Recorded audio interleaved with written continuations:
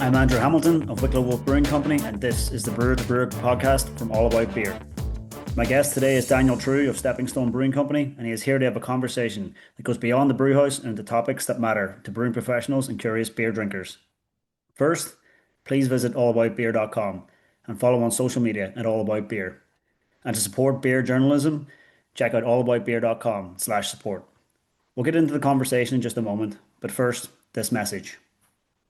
Today's episode is brought to you by Stomp Stickers, your wallet-friendly partner in custom printing. Whether you're a small, independent, or larger franchise, Stomp's got the low minimums, bulk savings, and free shipping to help you save without skimping on quality. Join the thousands of breweries already cashing in on Stomp's value-packed service and get 15% off of your first order with code FIRSTRUN. As an industry-leading keg management partner, Keg Logistics delivers premium stainless steel kegs with the flexibility you truly need. Whether you're kegging your first batch or scaling your distribution, choose the program that fits. Rent to own, flexible term leasing, or pay per fill. Get top-quality kegs without massive upfront costs and terms that grow with you. Thousands of brewers, cider makers, and wineries trust Keg Logistics to keep production flowing. Head to keglogistics.com/allaboutbeer for your custom quote. Keg Logistics, your kegs, your choice. Rahr, the Brewer Standard 2-Row. Take a whiff and catch stray notes of grass and grain. Taste through mild flavors of sweet cereal and doughy golden bread. Brew with the Brewer Standard 2-Row from Rahr Malting to provide a pale gold foundation for any beer style, allowing you to show off aromatic hops, specialty malts, or expressive yeast strains. Get your hands on Mordant IPA from Ghost Town Brewing to taste a gold medal IPA made with Rahr the Brewer Standard 2-Row. Learn more at rahrbsg.com. Welcome, and I'm very pleased to have Daniel True of Stepping Stone Brewing Company as my guest today. Daniel is the creative director and founder of Stepping Stone Brewing Company. His love for flavor bloomed already as a child. Daniel grew up thinking he would change the world as a gourmet chef, but after training as a Michelin chef for a few years, he quickly discovered that being a chef wasn't actually his calling. So he quit, sold his things, and left Denmark for a while. He took a trip to the Shaolin Temple in China, where he trained kung fu and practiced introspection to figure out what he really wanted to do, something with, and especially for, other people. Upon returning to Denmark, he initially studied to be a social worker, but later developed to working as a cognitive therapist for abused children at the psychiatric ward. During those years, Daniel took up homebrewing as a pastime, as the hobby still centered mainly around flavour.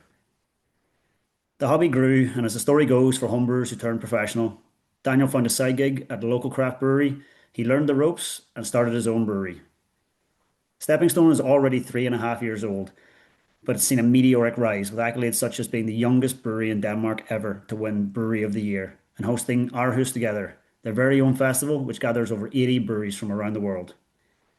Daniel, thanks for coming. Welcome to the podcast. Thank you, brother. Thanks for having me. Yeah, it's nice to finally chat again. It's been a minute.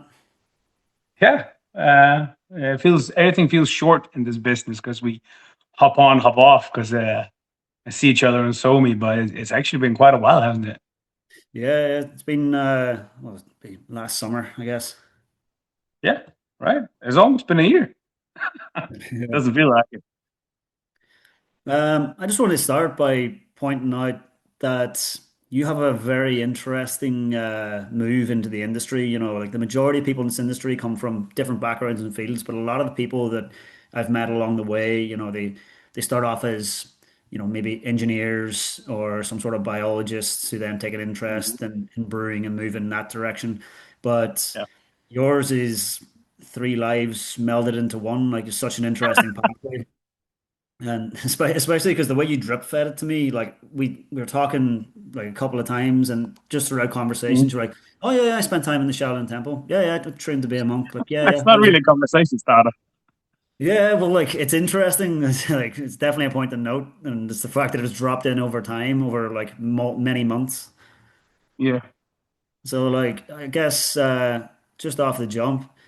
From that background as training as a Michelin chef, you probably came across some very interesting flavor combinations, and you probably have a much deeper understanding of how different flavors can meld together and play off of each other than many other people within the industry. So, What's the most interesting flavor combination that you've trialed either professionally or at a homebrew level? And did it actually work when you translated that into the beer, or was it maybe something that should have been left as? I mean, that's a very generous take on it. And as a former, that's been many, many years ago, and I think that's one of the factors. Because when people hear the word Michelin chef, they automatically assume that I know everything about food. But this was back in, I don't know, 2011 of sorts. So I haven't really been working as a Michelin chef for many, many years. Um, but of course, the passion about flavor has always been one of the focus points of my life. I lost my dad when I was very young, and I grew up in a single mother home. Always like having to be the one to cook, and so I guess in an age of 10, I just discovered that that was one of my passions, and I started. I like first things I knew how to make was an omelet, and from then on, it just spiraled. And I think jumping back to your question about what's the craziest flavor profile I've ever made a beer with. I think it's got to be, um, yeah, I made a collab with Hop Hooligans in Bucharest, Romania. And that's actually when I discovered that banana, as most people on the planet, at least in the Western society, knows it, is not just banana. It's actually a banana called a Cavendish banana, which is pretty much your standard local supermarket banana. But that banana has the single most important feat of his whole life is that you can pick it unripe and it'll ripen during transport. In reality, there is a mega, huge, large, a plethora of different bananas. And brewing with Hop Hooligans, I discovered something called the Java banana. The Java banana is from skin, peel, it's called peel, completely blue. And the fruit flesh itself is actually also blue. And it's got this flavor profile reminiscent of vanilla. And All right. was it a success to brew with it? Yes, yes, it was quite amazing. But we did have to add vanilla flavorings to really make that naturally occurrent Java banana vanilla flavor come through. So that was Did the pretty color wild. I'm putting blue banana into a beer. did the color transfer into the beer? Like, did the beer end up blue? Mildly. We had to add some colorings as well, and of course, there's like very many different schools of going into beer. But I'm pretty sure that most brewers can agree that when we're talking something called ice cream smoothie sours, there's pretty much no holds barred. Yeah. Uh, some of the other flavor profiles that's pretty wild, but more naturally occurring in the beers that I've brewed. Um, Not exactly wild ferment because it was a controlled ferment, but it was Brettanomyces yeast strain, so it was still mixed ferm. We put that in Chianti fooders, and then uh, in equation marks we dry hopped it with saffron, and that was a very wild move.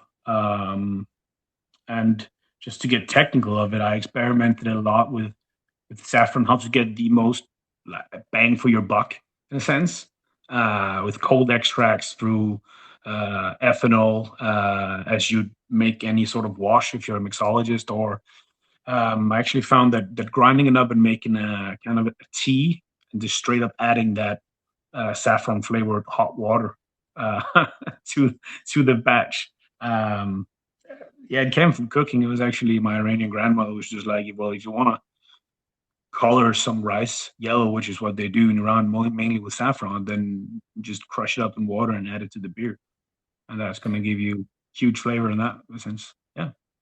Yeah, I was actually just today talking with a friend of mine about different ways to get certain flavors like that into Mhm. into beers. We were talking around the benefits of either going that route of making like a tincture out of ethanol or going with Mhm. like a tea, and which I way think would it's preserve aromatics better. usually simple is the way a lot of us growing up in brewing and craft brewers, we know this, like how do you add coffee to it? And then we have this, everyone knows a friend of a friend who knows that friend who experimented with roasting his often coffee and getting the most expensive beans and trying to add them as you would cacao nibs in a beer, and it didn't really work for him. And then suddenly this old fella he comes along and he goes like a real old school English brewer. He comes along, look at this nerdy craft beer brewer, and he just goes, "Well, why don't you just brew a pot of coffee and chuck it in there?" And turns out that's the way to do it. Yeah, I can't remember over the years how many different ways, but I feel like every way that you can add coffee to a beer I had, and one of the ways was something like 50 liters of pure espresso going into this batch. Like there was a guy Yeah, just brewing espresso brew all it up day. and chuck it in there. It wasn't a particularly big batch, and then so I worked it out afterwards just how much caffeine would be in a 440 ml can, and it was enough to, like be a bit concerning, like as if you should warn people like don't drink this imperial stout at night. But I uh, I know one single instance of a beer that would be more concerning, but that was back in the day. Actually, I'm pretty sure the law in Denmark was implemented because of this guy. He used chewing tobacco in his beer, all right, and the nicotine levels in that beer was off the charts. And the beer is still out there, but it does not have chewing tobacco in it anymore because legal stuff. yeah, Christ, yeah. I didn't even, Mm. I'd never actually seen people using chewing tobacco in a beer before, and I just assumed, yeah, for reasons, but it's Actually, ridiculous. also like flavor wise, I tried to talk with some baristas, like really high level coffee producers, just talking to them about could we get the coffee fruit, not the bean itself, but just adding the flavor fruit to fruited sour of sorts. And it turns out that that is at least in the EU where I'm from highly illegal because of the massive amounts of caffeine that the fruit itself contains as well. Yeah, Yeah. so yet another one of those crazy dreams that had to go down the gutter because of health reasons. Yeah, I've known people who've done it, but I could just never source it here. Like it's definitely one of those things that's super expensive to get in Ireland, even if you can get it. And let alone, I think I was looking for it whenever I was in Scotland, but yeah, it's just not possible to get it here, at least I for don't any think I. reasonable quantity. Especially whenever people find out that you're intending to use it for consumption or go into a food product, then it's like, yeah, I think you might. I'm not too sure that you, as a regular person, actually can buy just the straight up coffee berry. I think you need to be a coffee producer of sorts, and still then it's heavily regulated. But honestly, I wouldn't know. That's something I have to look up. The former brewery, there was a coffee roasteries in the brewery, but we would just get them Mhm. as green beans, Yeah. straight from London. Like there was no cherries; it was all just green beans that we would roast. And I think that's the same for most, at least like now, because there's so many small coffee roasters popping up in Ireland, and I'd be familiar with quite a few of them, and they're all just getting in Mhm. green beans and roasting them on site. Yeah. Craft roasters are the new craft breweries. Yes, actually, I do find that when you sit and you're just talking with brewers, my one go-to rule is that if you know someone in the brewing industry, and if you like that person, and that is reciprocated, then you usually don't talk about beer. You actually do talk about some sort of other passion, and most oftenly, those passions is one out of three. It's food, fine dining, or some sort of like really, really nerdy food, like smoking your own bacon in your shed, something like that you've purposely built for it, or coffee roasting, or wine. Yeah, because it's Yeah, yeah. just a weird sort of people highly passionate about flavor. I think a lot of Yeah, us. I started as a barista. I was a barista for like 6 years before, like all throughout university, and slightly, and just before university. So I had already had that interest in coffee. Um, I should then have gotten you to start talking about coffee. yeah, yeah, like that was the thing that kind of made it easier for me to accept and acknowledge that craft beer can be like very wide and different. Just like when you're tasting different coffees, you can come across so many different flavor profiles. So like it was easy enough for my mind to comprehend the jump of like, yeah, I might not like this beer, but I will probably definitely like this beer, and like how much the flavor profile can vary. But yeah, that's like coffee's a whole other rabbit hole you can spend ages going down. Yeah, and actually talk about spending ages, and you reminiscing slightly about your coffee experience reminds me, takes me back to how you and I actually first met in Budapest. And funny thing about the human brain is that we remember our physical memory, our storage in our brains is actually wired harder to remember feelings or specific moments that provoked certain feelings in us. And I remember that we sat down, the two of us, in Budapest with this native Hungarian potato stew kind of thing, and then you just went like off your rails about how potatoes were something you had. This sort of stew was something you grew up on, and it might have been the beers, but you seemed for a moment that almost sort of emotional going into this potato stew because it's just like such a rich and heavy memory for you, and that's actually one of the first conversations we had because I grew up eating my my grand. If I didn't do the cooking at home, single mother home, my grandmother did, and she actually ended up moving in with us, and that was just the most god awful boiled through and through potatoes and carrots, like almost like to the point where grandma has turned them into mush. so so we were sitting there in Budapest, these two brewers, strangers, really meeting each other first time, discussing our wildly differing childhood experiences with um, potato stew. Yeah. I remember that day actually. That was Budapest Beer Week. Can't wait to get back. Mhm. Yeah, I think yeah, it's goulash. Yeah, it's I have it once a year, Budapest Beer Week. yeah. And Let's do it again this summer. yeah, for sure. I'll see you there soon. Yeah, Um, Whenever you moved into the craft beer industry, yeah. what did uh, what did you what were you surprised most was the most transferable skill that you picked up along the way? Ooh. Okay, so there's really two because um, Stepping Stone was founded by me and our head brewer Rune, who is also slightly weird, but closer to engineering. He does anesthesia. It's called anesthesia. Yeah, it is. Excuse my second languageness. So he works professionally with essentially drugs and nano particles, micrograms of this. A little too much will kill you, and not enough will make you wake up during surgery. Uh, he does the technical aspects a lot, and really is very keen on water profiles.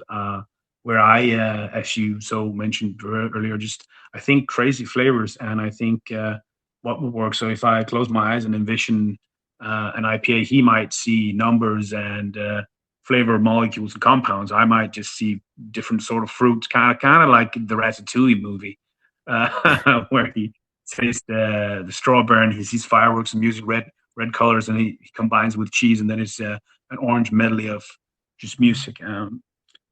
That's one of the the skills I found most applicable. But actually, it's the my background in psychology and the cognitive therapy. The way I view beers and the production thereof, including the sales, is that we don't produce food. We produce something that is more akin to fashion, especially the breweries that are very small and make new beers constantly, like um, the curse of the small craft brewers that you don't put out a core range, you put out a new collection and a new connection. You have to one up yourself constantly and stay at the same level. Um, and then My view is really that going from there, creating a core range, and then you produce suddenly an experience with your beer. So that's also why our festival is called Aarhus Together and not Stepping Stone Beer Fest, because it's really what centers around the beer. And I'll give you this example. I'm pretty sure everyone has had that singular, super expensive, extremely highly rated, very rare bottle of beer that they've had stashed away somewhere, and they open it with those special someones that they would like to share it with. That's happened for most of us. And my question one is, well, why don't you, if this beer is so rare and so precious and so highly rated, just drink it yourself? There would be more for you, right? That's not how humans are wired. We want to share that experience with someone. And my second question there is that I'm going to answer myself is, well, when you do so, how long time do you really spend about the details and just talking about the beer? Usually, you'd smell it, you'd taste it, you discuss the beer, taste it again, discuss it some more, and then for the rest of that bottle, you're talking good times. You're talking about potato stew, Yeah. right? Yeah, So, true. so really, I think the most important thing that we can do as craft brewers, and again, that's referencing back to which skills uh, did I use the most is my people skills. I like to set up people for good times and for interesting conversations, maybe through artworks or our story or the brewery story, especially about the flavor, of course. But I think some of the most important thing any craft brewery can do is wire their brand and beers to set people up for good social times. Um, yeah. Yeah. Yeah, you're definitely right there. Like God knows how many stories of like meeting people and sharing beers, but like even like the last thing that comes to mind for me would be there's a festival of Maastricht every year. Hmm. And that was my first time ever in Maastricht. I attended the festival. I was walking back to our stand and this crowd of people just started shouting at me. And I was like, what the fuck's going on here? And they called me over and they had bottles of Pliny the Younger. And they were like, oh, you need to taste this. You need to taste this. And I was like, I barely knew these people, like I had just met them, but they seen me in the distance walking past, and they just called me over and said, "You have to taste this." And shit, we shared it together, and then I scurried on back. But I was like, I had maybe, gee, I wouldn't even know, less than 100 mils, 100 mils in most of it. Yeah. But these people could have just shared and had more to themselves. But no, they called me over because Now it they is want to like a lot share of the with you. experiences. Yeah, all the experiences about sharing. Um, but yeah. Anyway, like that's I could talk endlessly about the beers that I've shared over the years, so I will not go down that rabbit hole. Yes. But one thing that I definitely want to get onto is like Stepping Stone as a brewery. Like you guys have been super impactful for such a relatively young brewery, especially at I guess this was a year ago, so you guys would have only been 2.5 years if that, and you're pouring at Budapest Beer Week, like that's, it's Yeah. it's a pretty big thing to make a name for yourself at that level, especially coming from a country that has already got a strong craft beer culture. You're like a country known for like Mikkeller, Tuol, stuff like that. But you Yeah. guys made them pretty young. But whenever you were talking to me initially about the brewery, the one thing that stood out was, I guess, like I hear so many breweries talking about, oh yeah, we want to make we want to be very environmentally conscious, or we're trying to really do things for our community, and we're trying to be really responsible around stuff like that. And usually when I hear people say they want to be involved in community and be socially responsible, I immediately think, okay, they're going to tell me about their run club, or yeah, they're going to, push like Yeah. that kind of a thing. Like we have bottle share nights and quiz This nights one and stuff like charity that. where they gathered a lot of Yeah, funds for this one charity, which is something. Yeah. it's really good for people to do that. But then whenever I said, okay, so what do you mean by having a commitment to being a socially responsible brewery? And you actually explained to me the concept of the brewery and what you guys are about. I was pretty floored. I'd never heard anyone doing this before, and it's really unique and it's really admirable. So would you mind like talking a bit about that, about one of the core missions of the brewery and what it's all about? So the core mission also being the singular driving force are the everything that binds us together. So going back to when I got the idea to start this brewery, I'd been working volunteer and also one of these uh, temp substitute brewery assistants, just part time next to my other job for a good while. And I had the craft brewer dream. Should I one day open my own brewery? And I pitched it to the other co-founders and Rune, the head brewer.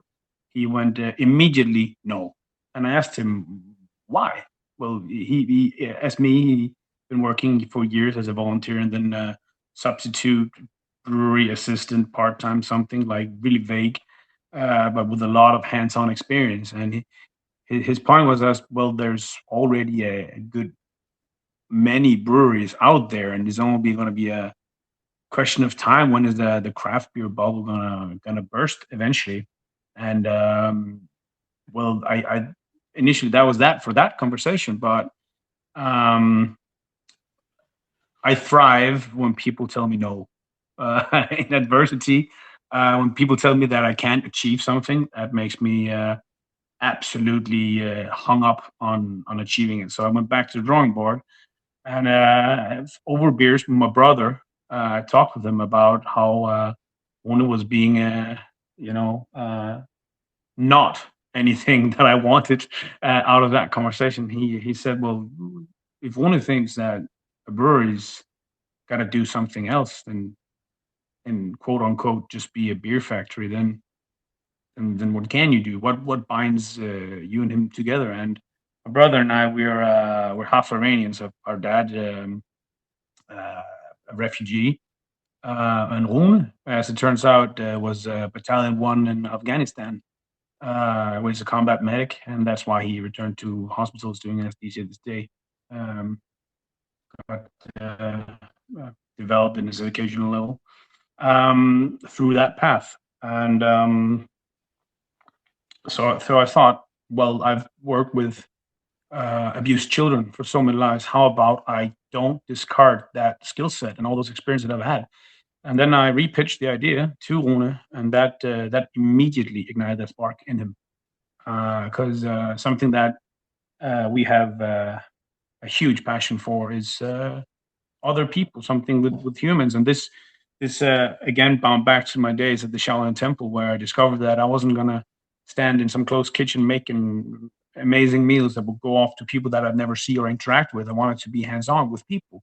So how did we do that? Well, we created the brewery that's socially responsible in the sense that we don't get a wage. Any of our founders, actually, all of our wages go straight to refugees. I'm not saying that in the future, if we make it huge, that we're not going to take a pay cut, and we certainly are the owners of this brewery.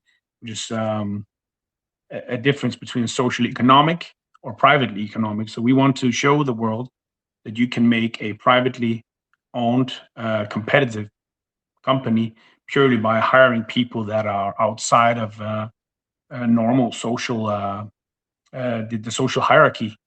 And in Denmark, the bar for employment is incredibly high. You need at least a very large educational levels for most basic jobs. We're talking a country where if you want to be a garbage man, you need to have a 2 year education for it. And as a refugee coming to Denmark, you might be a trained engineer or a doctor, but that's not worth squat if it's not in the Danish system, is it? So you're going to have a very hard time. But because Denmark is such a um, well, first off, rich country, but also social. Everyone will be given a job, but that job will most likely not be something that's gonna raise you as a human being. If, like, imagine if you were an artist and you were given a job where you'd have to clean mop floors, right? That's certainly a stable income, and you'd be happy for it, but it wouldn't really raise you as a human being. So what Stepping Stone does is that we want to be a literal stepping stone for people outside of the Danish employment field, refugees. So we work with government institute job centers and Copenhagen University's legal department about creating a system that would integrate people the best. And the this is our driving force, our passion, our something I can talk about for days and days and days. But it's very important to me that it says that what's actually our driving force is the golden arch above that goal is the unimaginably inachievable goal that I strive towards. Always aim for the stars and then you hit the moon, right? Um, is to show the whole world that you can create um, economically sustainable business while hiring socially responsible. An example is if someone listens to this podcast and that someone is a higher up in, I don't know, Apple, Nike, whatever, someone that employs thousands and thousands of people. If they reach out to me and adapt the stepping stone way, and just maybe 2% of their workforce would be refugees, then I believe a lot of the social problems in the world could be fixed not by government programs, but by the private sector. Yeah. So, and the magic of this is, I'm not some savior, some white knight that's gonna go around handing alms and charities to these poor refugees. No, it's actually the direct opposite. They come with huge resources, and sure, they have a backpack of perhaps traumatic experience or cultural differences or workflow ethics that's just other than what I'm used to, but in overcoming these differences and attaining the resources, paying them a fair wage, giving them full responsibility of their chosen field from day one, makes them shine as people. And I think that attributes to a lot of stepping stone success. An example of this is when we went into craft beer. A lot of the beers out there, a lot of the labels were skulls and snakes and lightning and hardcore, like liquid death, whatever. That's actually Yeah. sparkling water, isn't it? But Yeah. like that sort of vibe. And then we were hit up by the by one of the job centers that we work with, and the job consultant went, Daniel, I've got the perfect employee for you. And I was elated. I thought, great, we're going to get someone for production or for sales or logistics. No, no, no. The first employee we had was our it's ridiculous. It was an artist, a young woman from Ukraine, master's degree in arts, digital arts. She comes from a background of designing arts for games, like AAA production games, Stalker game, for example. And yeah, so the first person we ever hired was an artist, and we gave her full creative control of all of the visual identity of her whole brand from day one. So, like, the first beer that we've ever really made big was called Well Earned, and it featured a happy moment between a father and his child who were out fishing. I I was actually going to ask about your can art because your can art is really cool, and I was wondering, is it done in house or is it like, yeah, yeah, It is done that's in the house. inspo. It's all it's drawn by hand by our amazing artist Julia. She actually won Artist of the Year a few years back because her art is just so uh, human and relatable and through really kind, um, quirky, even a little slightly goofy. We create labels with three different buzzwords, so to speak, and we make labels. Again, going back to creating experiences for people, like our labels are serious, uh, social, or silly. Sometimes there are more than one of these, and all of them are with her signature line. And that's just an example of how something that I never imagined possible in my own mind. It comes completely from this Ukrainian refugee that we gave a job and gave, most importantly, full responsibility from day one. She just does her thing, and yeah, When you talk about like helping people integrate into Danish society through Mhm. employment at the brewery, and then you're enrolling them in various courses, like whether they need language skills or is something as simple as a driver's license, Yeah. like how is that something that you guys like have to is that with help of the government, or is that something that you guys had to just kind of figure out in-house? So if you apply to the job center in Denmark, they will try to either re-educate you or help you find jobs or help you write job resumes. Or in extreme cases, if you find a job that is, say that you need to be a bus driver, they could sometimes get a bus company to finance that bus driver's license, or they would finance it. What I did was, again, background in psychology. If you are a person going anywhere that's not your usual culture, say you are going away from refugee, you're just Andrew, right? And you go to Germany because you want to study. to be a baker. German work culture is vastly different from Irish, I imagine. Yeah, I'd say so. The language is vastly different. And while you're still both from Western countries, uh, you're going to have difficulties. But those difficulties will be overcome one way and one way only is by spending time with your new German peers, and that is most easily done through a job because that creates that it's called a common third. So between any two people that are having an interaction, there's usually a common third. It could be chess or most easily your job because that forces you to be around people without having to have that excuse. That's why people forget toothbrushes at their crushes places, right? Because they want that common third, the excuse to be together. And that's a job is a great way to integrate. And randomly so, you see people. Actually, there's an American TV show, How I Met Your Mother, and the main character goes unemployed, and then they his friends mockingly make up this graph of the no pants radius.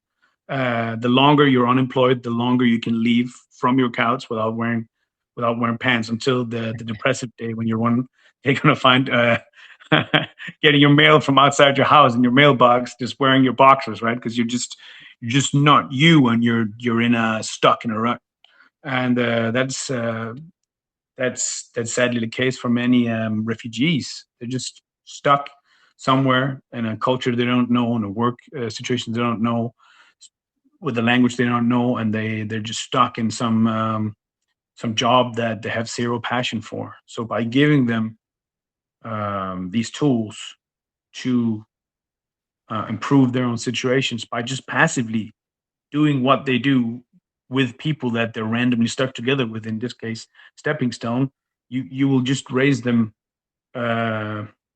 uh, raise them up um, as the human beings that they want to be, uh, automatically. And with just what going back into with that driver's license or with that therapy, so what we did was we set down some demands for the job centers. Well, I told them, well, if I'm gonna take that artist as my first employee, there's gonna be some different playing rules. One of them, in Denmark, if you're getting a job through the job center, you can get benefits, which means the government will actually subsidize their wage. And they have some demands. One of them, those demands being that she had to attend Danish language school, and that I, as her employer, had to support that Danish. So I had some of my own demands as well. One of my demands was that, well, if they agree that she must attend Danish school, we'll pay her fair wage with that subsidy when she's in school, and that includes therapy. So if she goes to therapy sessions, that counts as one of her working hours. Because philosophy going into this is that you, as an employer, you want the best, highest functioning employee. And by going to active therapy, because you're a refugee with war trauma, getting that treated is directly bettering yourself to the benefit of the country that you're integrating into, yourself, and me, the employer. So we tweaked it slightly, but answering directly to your question is, well, there is government subsidies and benefits being um, as a what's it called? Like, rarely do we choose through a standard job application test the people. Usually they're not exactly given to us by the job centers, but we tell the job center a job profile could be social media manager or beer delivery person or whatever, right? Truck driver, Yeah. and they will find applicants that are interested in just job, and that is the most important thing for us as well. I don't care if people are educated into it or have the right skill set yet, as long as they have a dream or a passion for it. That's really the most important thing. And so we've got a dude who used to be a GLS driver in his home country. Now He's a beer crate driver instead. Used to be deliver parcels. Now he delivers beer parcels. Done deal. That's just Yeah, as what he wants to do with his life. yeah, makes sense. Yeah. Like Yeah. that's pretty cool. Like yeah, Thank you. it's nice as well that the government has been able to at least facilitate any of the things that you've pushed back on them and be pretty flexible Mhm. with it. Like whenever again, like tying back to the brewery itself, like how Mhm. does the how does the production actually work then? If everything is integrated within, like even you've got your own in-house artist, do you think well ahead, plan for your beers? Because I'm Oh yeah. assuming you're going to be taking on staff, like some staff maybe using the brewery as a stepping stone and in transit. Some staff might be there for a much longer period of time. Do Yeah. you guys plan stuff out much ahead of time and let your artist kind of work on the concept, or does everything just kind of So we we usually have a set amount of beers planned 3 to 4 months in advance, and then so we make the labels digitally, get them approved by the government with our return system, blah blah, all of that legal mumbo jumbo. Get them back, get them printed, and then hopefully that falls directly in relation to when the beers need to be tapped and labeled. yeah, And so, yeah, that is a huge machinery that needs to be organized and administrated prior to having all these loose ends go up. And true, we never really know when these people might leave for another bigger dream, or if we're just a literal stepping stone for them, or if they want to progress into a full time job with us. That is not something that we demand, but it's definitely something that we like, right? And we our workflow is pretty simple. It's the most important thing is you. The second most important thing is our deadlines, and the third most important thing is fuck the deadlines. We'll make do, right? Like, it's definitely an approach. Like as someone who's primarily based in production, yeah, wish I could say fuck the deadlines, but doesn't nah, always but work. like it's always a disaster. But Yeah, is it a yeah, disaster that'll kill you? No, like hopefully not. And then usually it means that someone is doing overtime, and that someone is usually me or Rune. And I think everyone that's in beer, every single brewer out there, you know that overtime is something that we put in and something that happens all the time for all of us. It's just part of the business. It's a wild circus. But that circus part of it is also which enables us to be able to hire someone that used to make digital art for games, and someone that used to deliver parcels for GLS, and someone who used to be a law student but gave up law school to become a bartender, and now he's a bartender in Denmark, in a whole other country, right? I mean, just yeah, three very different approaches to life, but all of them are applicable to the Stepping Stone Brewery. yeah, for sure. What sort of beers do you guys just generally go on broad strokes? I've had admittedly so just what I've been able to have at festivals, but like from what I can see in your social media, like you guys are pretty much like not necessarily specializing other than the hazy IPA side of stuff, which the market generally shifts towards in Europe. Like So everyone's like leaning that way heavily, but like you guys have been putting in others as well, like fruited sours and stuff like that. yeah, I think for us, the first beer we ever wanted to make was a saison, and we almost did so until some very very kind people in the Danish beer industry told us no no no, don't do it. And we were like, why?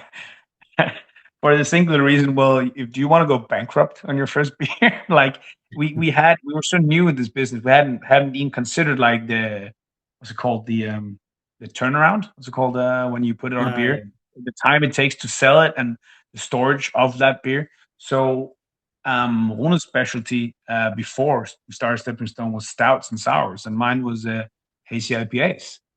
So we looked at each other and went, well, what can we sell? And that naturally it fell really easily to well, hazy IPAs. And yeah, so we thought, okay, again, we're very new in this business, but we have this very unknown, which was actually a strength for us, because if you are new, usually what you do is you start really, really small, and then you just work your way up, try to do your best, and then release a beer, make a little money. 2 beers, make a little more money. That beer will become better and better and better. Your brand will be known further and further and further. Right? We Yep. did it.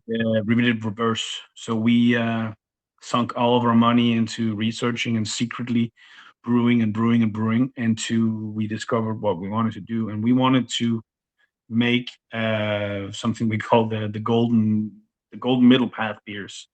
Um, I'm pretty sure most people could imagine what that is, but for us, it means that um, beers that beer enthusiasts, nerds, and beer bloggers and beer judges will be able to enjoy thoroughly and find the finer nuances of, and those same beers being stomachable by people that have never had an IPA in their life. For example, my mother. So we made a beer, tested it on a plethora of experts, and my mom. I still to this day remember what my mom told me about this beer. She went, Daniel, I can drink it, but it's not my favorite. And I go like, why, mom? What's wrong with the IPA? She preferred if it was a brown ale. Your mom's got good taste. No, not at all. But that was the whole point. Like my mom's part of the people. They're just regular people, and we made a session hazy. By that point, session was not really something people were drinking a lot of in Denmark. The whole not a lot of alcohol in beer kind of wave hadn't really caught on yet, and people considered hazies like thinned down actual hazies, session hazies. So we tweaked the carbonation very, very highly, a lot of parts, uh, and created a very robust mouthfeel. And it was an absolute disaster on keg, but we didn't keg it yet. We just released it on cans. And then we found an artist, Iraqi Kurdish refugee called Niaz, and he gave us this artwork that it was just the story was amazing behind it, right? And we were so touched by him giving us this artwork for the beer that we actually, instead of just giving him credit in the bottom of the can, we named the whole beer Nias. And when that beer came out, it wasn't just a good beer by a new brewery. It wasn't just a good beer by a new brewery with incredible artwork and incredible story. It was a good beer by a brand new brewery, the first one that ever made with an incredible story, and it was a good version of a style of beer that people didn't really like, but they loved this one. So, of course, Yeah. the Danish beer industry went absolutely nuts. This beer, our first beer we ever produced, got nominated top 10 beer of the year in Denmark, in a super competitive, highly regarded country, at least I think so, in the world of beer. Session IPA, 4.2% ABV, next to mastodons like barrel aged barley wines, 14, 15%, 3 years in oak, right? That was just Yeah. staggering um, to see that happen. And I really feel it was like, it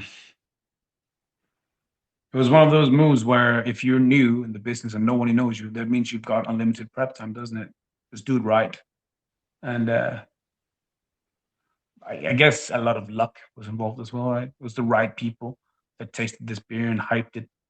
Um, yeah. Yeah, there's always a lot of confluencing factors when it comes to stuff like this. Like the beer undoubtedly has to be good, and then everything, timing, artwork, naming, everything, the story. Sometimes it can all just come together at the right time, and it kind of like And I guess that's the style of our beers. Is going back to your question, like what style of beers do you make? Well, we make beers that sort of golden middle path beers. When you see us at the fest, it's never us that get all the long queues and the ultra high ratings. Exporting for Stepping Stone is always hard because usually people want high rated beers for their import markets. But like most people at that festival have been biased and will have had an enjoyable time and a good conversation because it's just we do things differently, and it doesn't matter how many races you're not number one, and if you're come in number two and number three in all of them, then people will tend to remember you. Oh, yeah, I mean, there's data to show that like higher alcohol content leads to higher ratings in certain styles too, and you can play the Yeah, system in certain ways like that, which is kind of of course. it's unfortunate, but like the system does generally kind of go that way. But yeah, that's the one that we've ended up with. Um, like yeah, I mean, m most of I think in general across the board, if any brewery, if you go into Untapped and rank it by ratings, it trends almost in line with alcohol for the most part, with the odd Yeah, exception. and you have these breweries that make side branch breweries, and they release all the regular stuff at home with their actual name, and then they have some sort of export name, and they put all of their highly rated beers, the batch number twos, they put it in that brewery, and then they ship it off, and then it gets high ratings. Yeah, yeah. So there's the people in Scandinavia, very very harsh. It's not very easy to impress a Dane. People will just be like, yeah, this is delicious, fine, best pilsner I've Uh, ever had in my life, 3.5. Uh, in some ways, it's a Crossing sign over. it's a sign of an educated market in some ways, though, which is also always a nice sign. No, Um, I think it's just culture. Like in experienced a lot in the States that people would say, "Oh my God, I love this beer." That is something that no one would say in Denmark. The saying "I love pizza," no one would say that because the word "love" for us is something that we use for about three things in life. It's our mother, it's our spouse, and it's our children.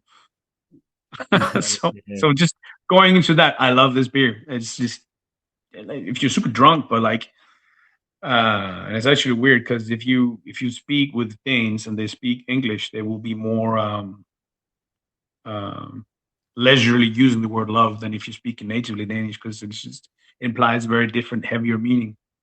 And Yeah. it's just I think that ties back to some of the worst things you can do socially in Denmark is talking well about yourself. So Oh, like you're supposed to not brag in Danish society. So the humble bragging is an art form. yeah. I'm a master at that. Right. I'm rubbish at it.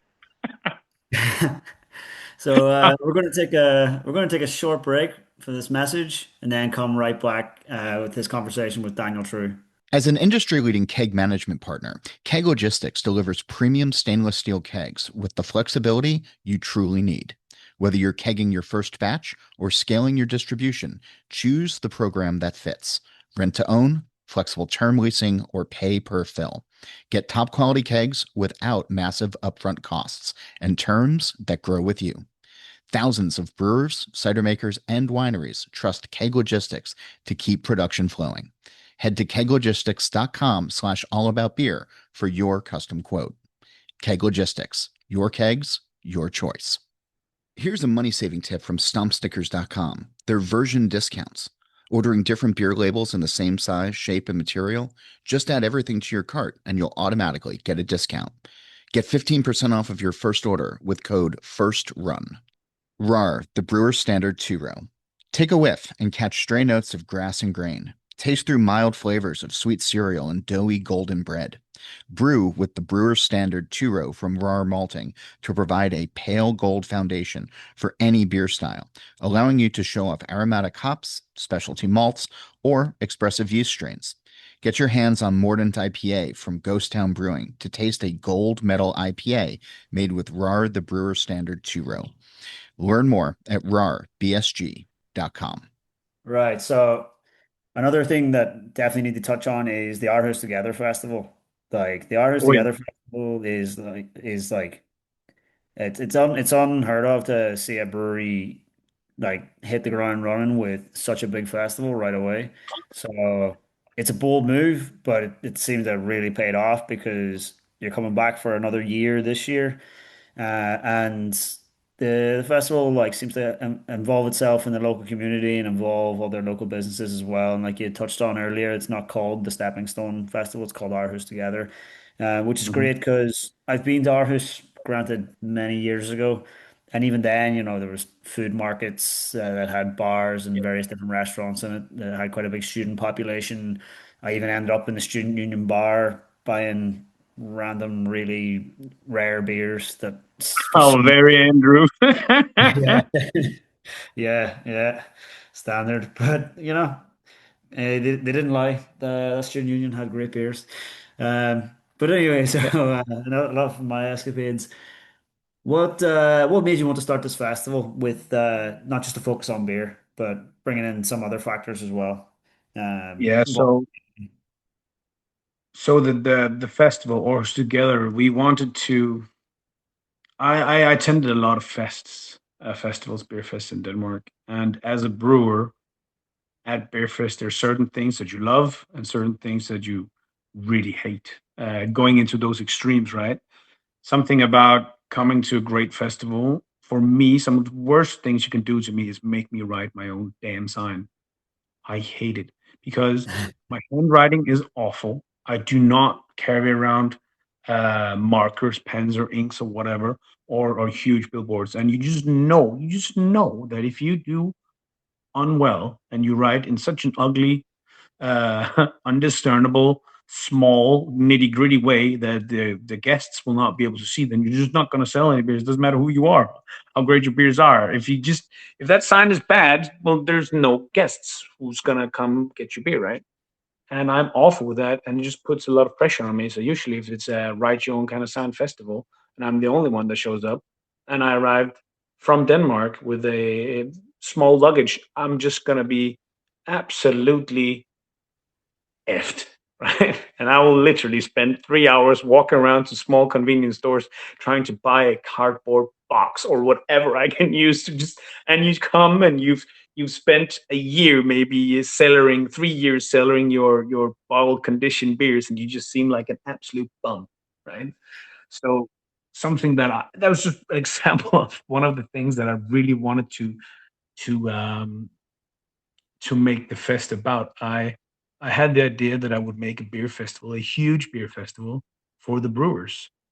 Because if you have happy brewers, and you have happy guests, was my idea.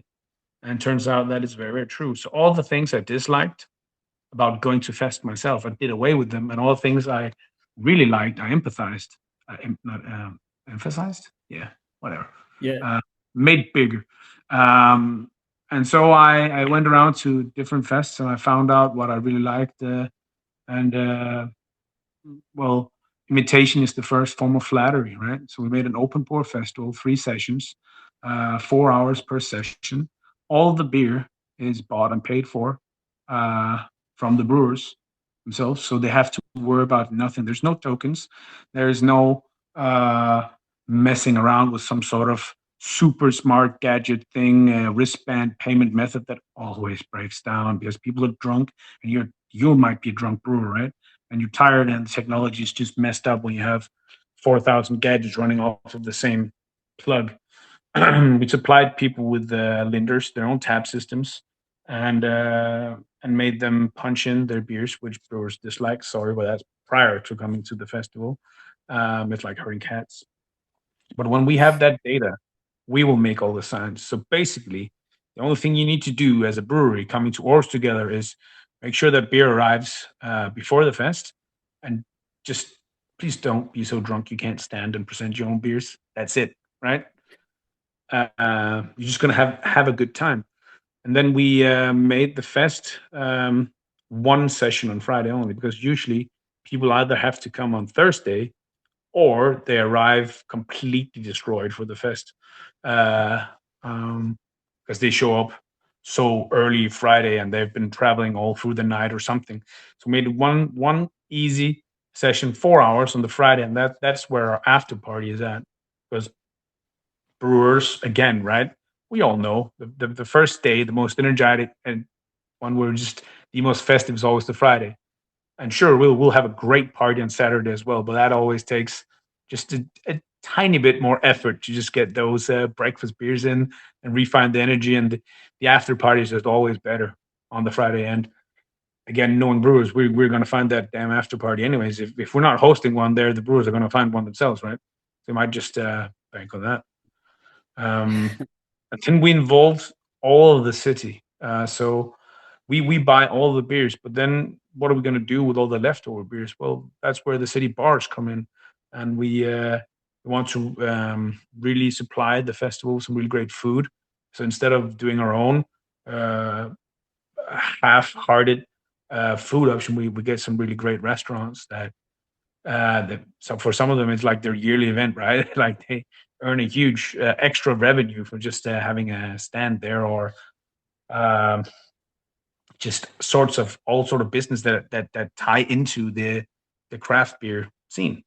Um, a lot of volunteering that comes from the different universities. A lot of students that they can't afford a ticket because they're poor students. Well, then they get a free ticket if they help out. So just yeah, it's really something that involves a lot in the city. And this year, it's our third year running, and we partnered with a large chain of hotels that have a huge and very impressive event space. So this is again one of those growth things.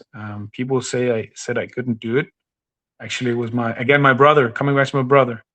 He said I couldn't do it, and then I did so, and it's probably the wildest singular moment I had my whole career in beer. Um, my brother at the first fest, he uh, he might have had some beers when he finally saw me, but halfway through the first session, my brother just found me, yanked me away from where I stood, and just crushed me in his iron grip and just broke down crying. He's a grown ass man, and he and just snapped. I think that's why that memory is so damn vivid, because I just snapped me straight out of professional host Dan and straight into, well, family. What's going on? Why is my brother crying? And he was just so proud and so in absolute disbelief that I had pulled off a huge international beer festival 1.5 year, maybe 2 years into my brewery's existence. And that was, of course, a huge gamble. We would have been crushed if that had not been a success. But we went all in, and I think you have one chance to make that big splash, and you better make count. Do it right the first time, and it's gonna work. Yeah, definitely. And it seems like it paid off. Like the festival looks amazing, and can't wait to go this year. I mean, Mhm. it's definitely you got some big names there. Everyone seems to be doing it right. Everyone enjoys it. They have a good time. Like it's a good, at least like from what I know of being in the city, it's a good city for it. A good city can Yeah, really make a really good festival as well. Like a lot of students, uh, a lot of food. yeah, good students, good food, walkable city, and then Yep. also just like things to do outside of the festival, like before and after Hmm. as well. They kind of really lean into stuff. Sometimes if a place is a bit more remote, that can also lean into the festival, but I think that's part of the For contrast Summerfests. for some fest. Yeah, I mean, I was gonna get into like the both of us have attended festivals, and I'm sure that there's like dichotomy of festivals that you could take the best of. Mhm. In terms of like two of my favorite festivals within Europe are both Budapest Beer Week and Art Beer Fest, and those are two Yeah, polar opposites in terms of how they run. Budapest yeah. Beer Week is pretty much a beer geeks kind of festival, and it's in a big city where there's lots to do outside of the festival. And Art Beer Fest is like an all-encompassing carnival that's not really it operates almost as a carnival more than a beer festival, and Yeah. it is amazing fun. And the two of them Tiny, tiny operate. summer sound. Yeah, it's like it's hard to compare these two festivals because like one of them where like you could be you're in a small town in the north of Portugal on the coast, and the other you're in the heart of a major European Budapest. capital, and Yeah. and one's focused towards beer geeks, and the other isn't necessarily not towards beer geeks, but like towards everyone. So whenever you attended all those festivals and you wanted to pick the best bits, like were you just trying to hit down the middle, or like kind of what you had said with even with the beer concept, or were you just trying to, did you already start out with the vision of what you wanted the festival to be? Oh, okay. Yeah. So actually, that's picking stuff out from beer festivals is actually simplifying it a lot. So when I grew up really, really poor. I grew up countryside, and one of the best thing was when the summer fair was in town. And where I grew up, it was the farmers' summer's fair. So it was a wild goats market of just, someone were trading horses, someone were playing the raffle, someone were drinking, someone were fighting, someone were riding the carnival rides, haunted house stuff. Someone were shooting rifles at balloons to try to win teddy bears for us. It was just an absolute mad sight, right? It was just nuts. Everything was going on. No one knew where anyone was or what was going on. This was before cell phones, right? So it was just bonkers and it was just a party everywhere. And this was the day and age where you just like your 8 year old children, you just leave them at this carnival fair ground where people would get in drunk fights, right? I mean, just they're farmers. Come on, dude. And that experience is just magical, crazy somewhere. And then I thought, what if I took that and mixed it with the most hyped beer fest like Freeport Fests, MBCC, for example, Budapest Beer Week, those kind of like high end, really hyped beer where people run around with their notepads. Like, what can I do to provide the ultimate experience in beer while removing the thing that separates us as people, like the cell phone, the untap, the notes, the running up to a beer stall, tasting a beer, and are you still here? Oh, sorry. I just Yeah. I randomly someone called me and I randomly pushed the button. I tried to like what can I see again? Something that separates us as human beings, these damn phones. So I tried to make a fest that was all about being together because it was just this. Yeah, so I picked that up from that fairground because no one were busy doing anything other than what they really wanted, and that was being social, even if it was fisticuffs, some of them, right? Um, Yeah. That's and uh and yeah, that's pretty cool. Yeah, so like you kind of wow, amalgaming of the two things. I definitely know like the festivals that you're talking about from when you grew up. I'd seen there's similar ones in Ireland, but then like melding it with MDCC and stuff. Yeah, it's uh yeah, it's pretty unique. Like, so I definitely look forward to this year's then for sure. Uh, I it's guess gonna like be even wild. before then, you've got a lot of trips to the US planned as well. So I guess Yeah, like you could probably even be, who knows, like coming up with more stuff that you can implement along the way. of course. Yeah, and like Yeah, the big speaking of the US, I'm like some of the crazy things I'm we're actively trying to pull. We're almost locked in, so I can't really promise it yet. But if anyone's listens out there and they come to the fest, you might just experience some smoothie brewers pouring a soft pour from the slush ice machine ice cream beers right next to someone soft serving ice cream or side by side with the brewers called Ben and Jerry's, right? Because why not? Uh, I just wanted them to be there side by side with the Brewers the breweries because I called Ben think and Jerry's. no, it's the actual Ben and Jerry's. Yeah, All right, it's I was thinking that's a copyright thing waiting to happen, no, but no, like, no. It's the damn company themselves. okay, Yeah. Oh no, no, no, no, no, no. I might be crazy, but I'm not go mess around with a multi-billion-dollar company. No, no, no, no, no. yeah, That's not. That's not going here. No, I invited them, and they said that they might just show. Yeah, and we already made nice. a collab, ice cream slash beer. Um, Is that a and US brewery? huh? Sorry, you just said it's a US brewery, or who's the collaboration with? Or can you say? Ben Jerry's. Oh, wow, Yes. Yes, I made a collab with Ben and Jerry's. amazing. Um, yeah, it's mad. We only made 2,000 cans because we're really small.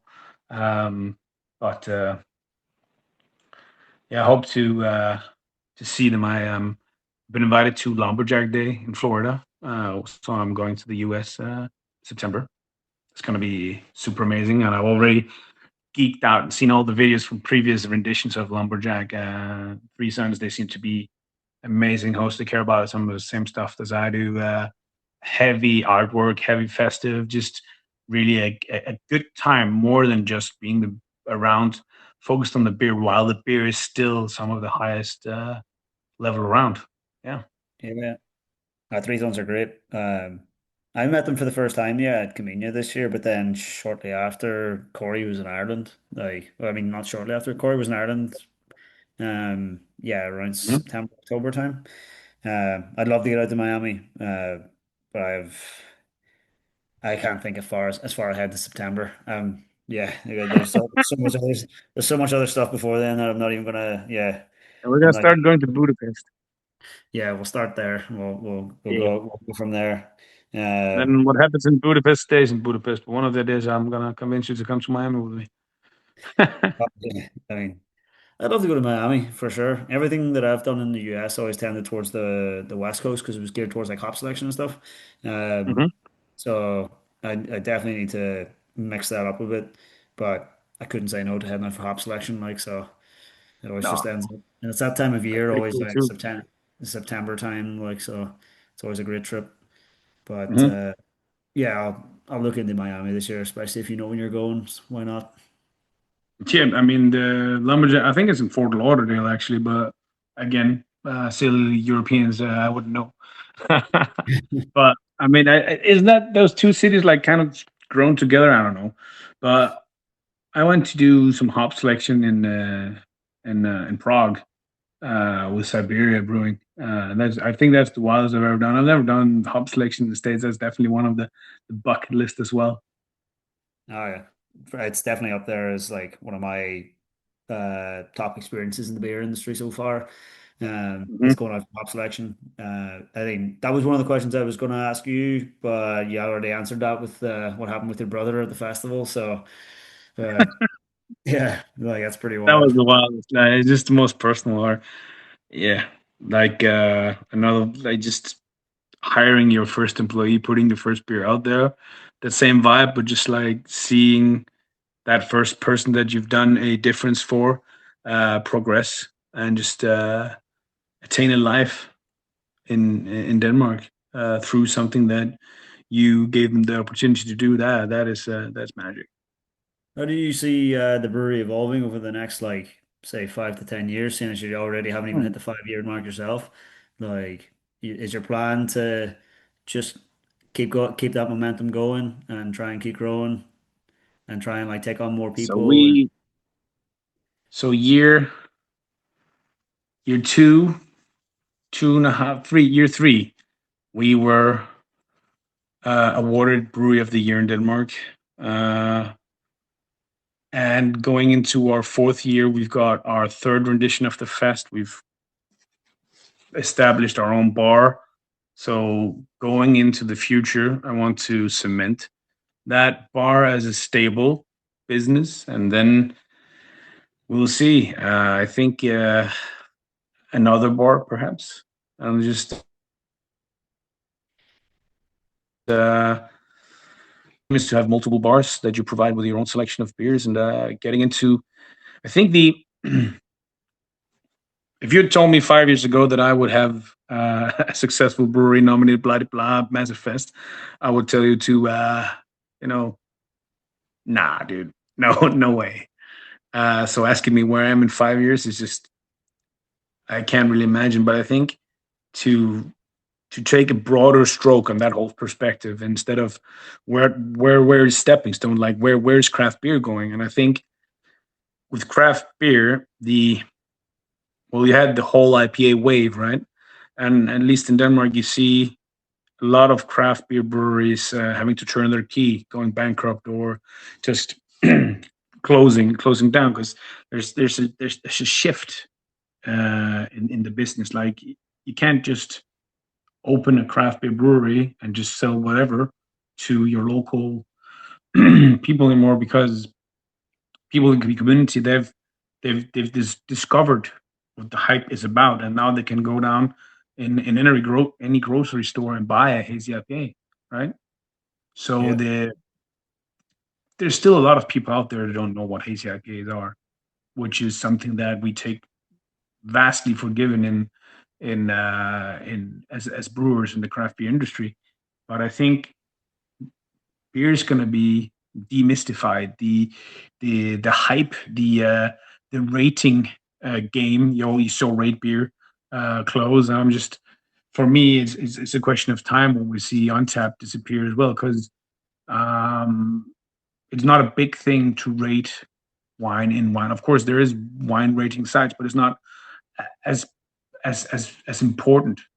for the average wine consumer, how many points this wine got in this and that tests. You always see like online, especially people want to sell you wine, but that's because they can't. I can't tell you about the wine, so they're like, well, this wine got 97 points in this person's whatever test. No one really knows. But for beer, we mainly only have Untapped, and I think that's why it still exists because it's something that's very relatable for a lot of craft beer. But for the vast majority of people that at least drink craft beer in Denmark, 90% of them don't even know what Untapped is. Yeah, So, I think like it's a huge thing when I see it in other markets, predominantly the US and various countries like Europe, but like within Ireland, if you were to open up the app and check for like verified venues, there's very few on tap verified venues. There's very few places that you can like check for the tap list. So its utility, I realize it has a very strong utility in certain markets, but like it does that doesn't operate that way in Ireland. So I guess like we would be similar to Denmark in that kind of a way of it's not a very widespread app in Ireland. And I think that's just because the market here isn't the same as even in Denmark. Like we don't have a pub. We have a tap room, but we don't have a pub, yeah. and the hurdle for us to open a pub is very high. So like that's part of Mhm. that whole reason of like that's the hurdle. Like we're very much a old school pub kind of culture, and the Yeah. modern craft beer bar is very hard to get that across in Ireland and Hard make it. sell. Yeah, I mean, like we're known for our old school pubs, and so the modern bars, uh, they do exist, but they're not even marketed as like craft beer bars. They are more which wine is bars. which is That my point for craft beer like in general, like in Ireland, that would be to how can craft beer integrate with the old school pop scene, and in Denmark it would be how can craft beer integrate better with the restaurant scene and like grocery store scene. So in Denmark we don't have what's it called, the liquor stores. Everyone can buy alcohol pretty much everywhere. Gas stations, you can buy vodka in gas stations in Denmark because we don't equate it with drinking at that specific venue, and especially not driving while drunk, right? But it's just so you have yeah, to integrate with these stores, but these stores sell beer at a vastly lower price point than, well, craft beer bottle shops or craft beer bars, right? So what's going to happen to craft beer when it's becoming less and less mystic, and when people uh, want to have more of it, but not pay the price that active beer nerds are willing to pay for a certain product? Like, what's going to happen to the quality of the beer? What's going to happen to the all the hop contracts? The amount of, I think the amount of craft beer breweries that is going to exist in 5 to 10 years, it's going to be, I think there's going to be a heavy strain on our whole business, our whole industry, and we will have to adapt. This will be straight Darwinism, survival of not the best or the strongest, but like the fittest to adapt. like, do you mean because you think that there'll be a lot more breweries opening up in that time period, or do you mean because No, it will be a less. yeah, it'll be I a think much the more industry is difficult market changing. to You see, young people want to drink less high ABV. They yeah, want to like that. intoxicate themselves less, but they want to enjoy themselves more. In the restaurant business, you see fast casual is becoming dominant to expensive 10-course meals, right? Yeah. In No, like I, days I share past. the same, I share the same opinion. Like, I think it's becoming a tougher market to even if you are producing great beer, that's not enough anymore because of, external factors. Mhm. Like cost of everything is going up, and so even just cost of operating, and there's certain things that are going to make it much more difficult. And so whether you are making great beer, whether that beer is thought of very well, isn't the only thing that'll keep you operating over the next 5 to 10 years. So Yeah, it but will. also just going back into the my initial point an hour ago when we talked about we don't sell food, we sell fashion or experiences. Better put, right? Yeah, yeah, you're right. Mhm. For sure. And It's also people like to think that they're buying from something with a purpose. Like yeah, there's more intention or a behind what story. yeah. Like like for example, like your like stepping stones thing is social responsibility. Mhm. Like our breweries thing is environmental and sustainability because we are very much in an agricultural nation, and so like it's people who are doing something with a purpose is kind of Yeah. like something you Wolves. get you can get behind something with a purpose, something that you can associate with, and something you can tie yourself with, and that links in with that experience side of it, versus then just going and buying the whatever is the cheapest alcohol that you can get, or what is the lowest cost or Heavy low. agree. That's a heavy agree. Yeah, it's that's just where the market's going, and I think that like that's where you will kind of fall off with like people who you can be making good products, you can be making good beer, but like if you people will still not feel the need to buy from that if they don't feel it's a genuine cause or it's something that they can't get behind and I associate with. think I think you, as a brewery, you're nothing if you don't have your good product. But it is that good product plus everything else you can add to it: the design, the story, the presentation, the purpose, the anything really, whatever gives you an edge. That is, you can't just think great quality beer, high ratings anymore. I think that's going to be a bygone era very soon. Yeah. I wouldn't phrase it as age, but I know exactly what you mean. As in, like, you need to be doing it for the genuine reason. Like, you you don't do what you do because of an edge. You do what you do because it's your purpose, and that gives the story. And people can smell when things aren't genuine. People can smell Yeah, when things. So it needs like that needs to be done with actual intention, and it needs to be something yeah. that you actually stick as a sense of purpose and as a focal point of everything else. And so otherwise it doesn't come across as genuine. It comes across as just trying to sell an idea. Social washing, Yeah, whitewashing, greenwashing, all the washings. But that's kind of missing my point because that's just a tiny bit of it.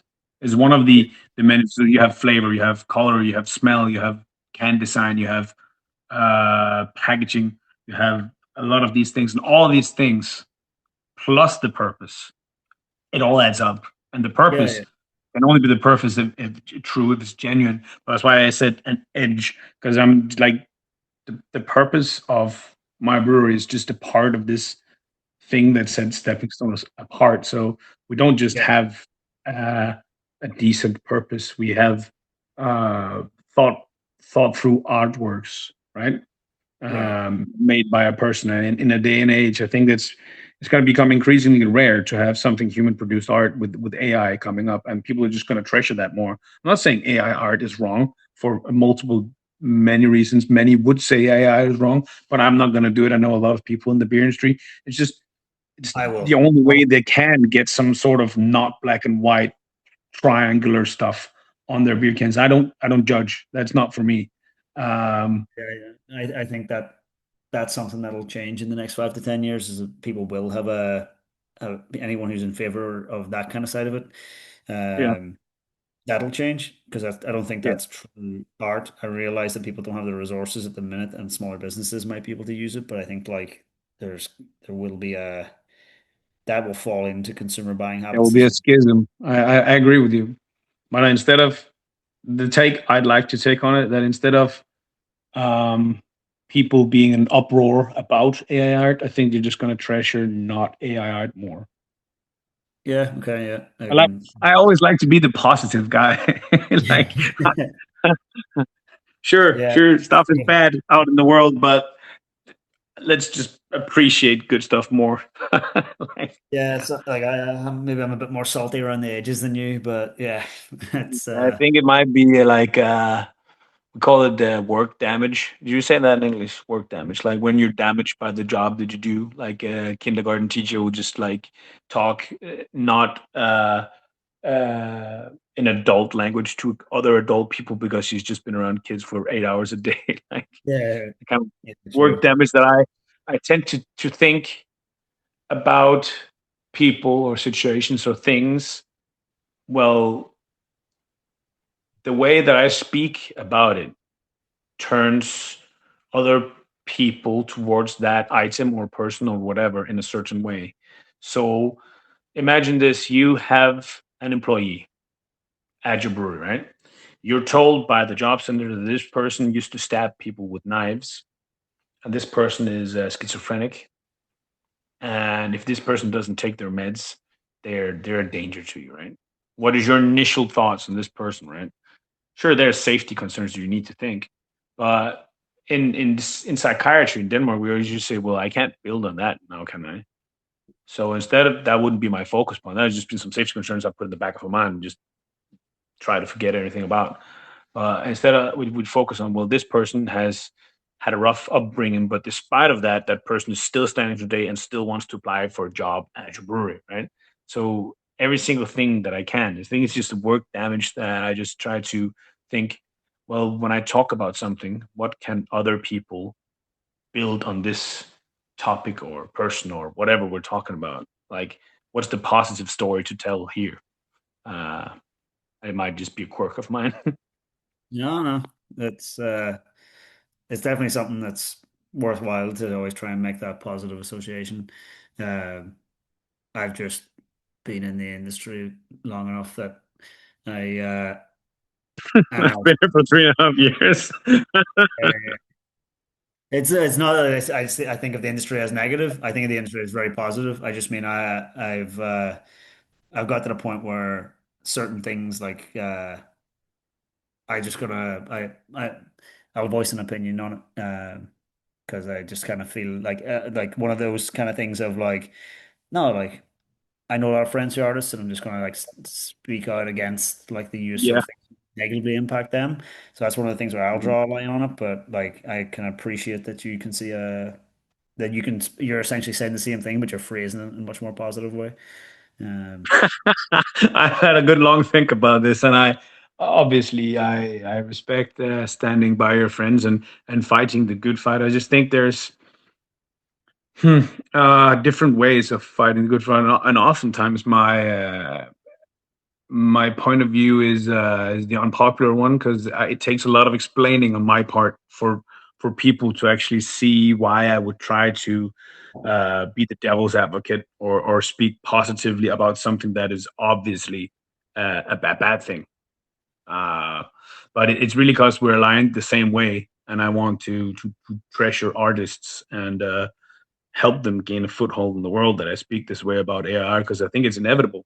So instead of fighting it, I want to ride with it and make sure that that AI art wave that the artists I know and support that they come up on top by it I don't want to be the wall, I want to be their surfboard.